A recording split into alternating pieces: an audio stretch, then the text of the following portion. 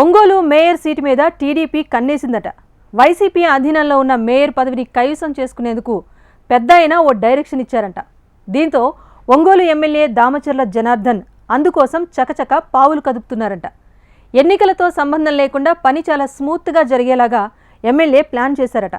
అంతా అనుకున్నట్టు జరిగితే మేయర్ కుర్చీకి త్వరలోనే ఎసరు పెట్టేస్తారట. అయితే అందులో ఇబ్బందులేంటి? వాటిని అధిగమించడానికి ఒంగోలు ఎమ్మెల్యే ఎలా వ్యవహరించబోతున్నారు? ఒంగోలు కార్పొరేషన్కి మొదటిసారి జరిగిన ఎన్నికల్లో వైసీపీ జెండా పాతేసింది. ఇప్పుడు మేయర్ పదవిలో వైసీపీ నుంచి గంగాడ సుజాత ఉన్నారు. ఇప్పుడు ఆ మేయర్ పదవిని ఎగరేసుకుపోవాలని టీడీపీ ఫిక్స్ అయిపోయింది. ఒంగోలు కార్పొరేషన్లో 50 డివిజన్లున్నాయి.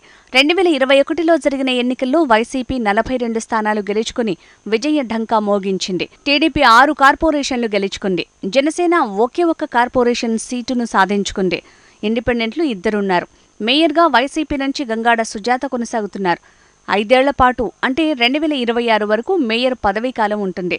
అయితే ఒంగోలు మేయర్ కుర్చీలో వైసీపీ అభ్యర్థి కాకుండా టీడీపీ అభ్యర్థిని కూర్చోబెట్టాలని ఎమ్మెల్యే దామచర్ల జనార్దన్ భావిస్తున్నారట.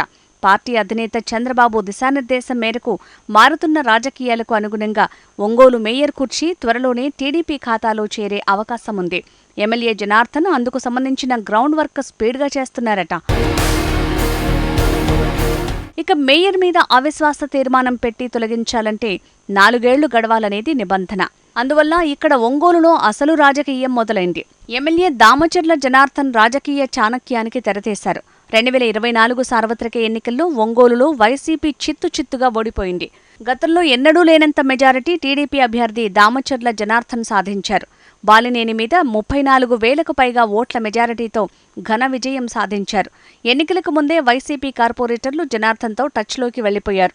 అయితే ఆ సమయంలో వైసీపీ అభ్యర్థి బాలినేని కార్పొరేటర్లను పిలిపించి మాట్లాడితే కొంతమంది పార్టీ మారకుండా ఆగిపోయారు. అయినా ఎన్నికలకు ముందే ఓ 5 కార్పొరేటర్లు టీడీపీ కండువా కప్పుకున్నారు. ఎన్నికల తర్వాత మరో 5 కార్పొరేటర్లు జనార్దన్ సమక్షంలో టీడీపీలోకి వెళ్లారు.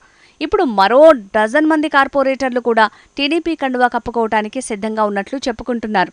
జనార్దన్ డేట్ ఫిక్స్ చేస్తే ఆ రోజున కార్పొరేటర్లు టీడీపీలోకి జంప్ చేస్తారట.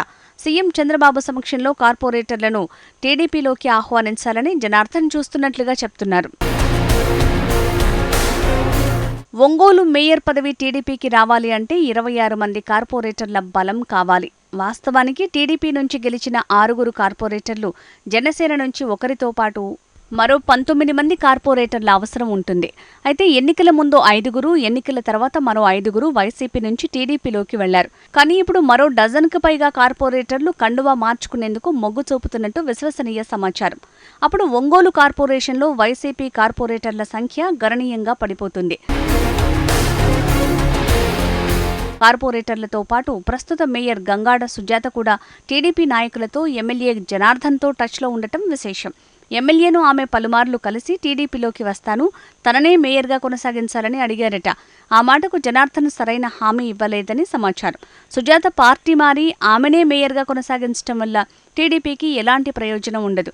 అందుకే జనార్దన్ తన పార్టీకి అదేవిధంగా కార్యకర్తలకు నష్టం కలగకుండా ఉండే విధంగా అడుగులు వేసేందుకు సిద్ధమయ్యారట.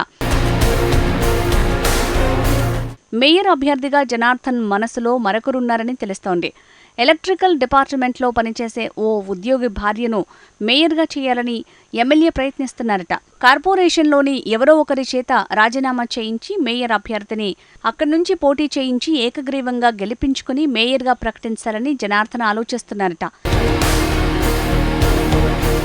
ఇదంతా బాగానే ఉన్నా నిన్నటిదాకా టీడీపీ ఓటమికి శక్తివంచన లేకుండా పనిచేసిన వైసీపీ కార్పొరేటర్లను టీడీపీలోకి తీసుకుంటే వైసీపీ కార్పొరేటర్ల వల్ల గతంలో ఇబ్బందులు పడిన టీడీపీ నాయకులు, కార్యకర్తల పరిస్థితి ఏంటి అన్నదే చర్చనీయాంశంగా మారింది.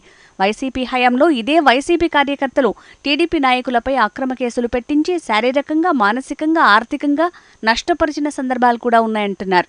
ఇప్పటికే పలు డివిజన్లలో వైసీపీ కార్పొరేటర్లను టీడీపీలోకి ఆహ్వానించడాన్ని ఆయా డివిజన్లలోని నాయకులు బహిరంగంగానే వ్యతిరేకిస్తున్నారు.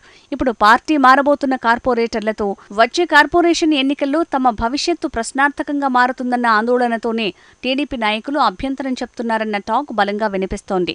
మరి క్లిష్టమైన, కీలకమైన ఈ అంశాలను దామచర్ల జనార్దన్ ఎలా అధిగమిస్తారన్నదే ఆసక్తికరంగా మారింది.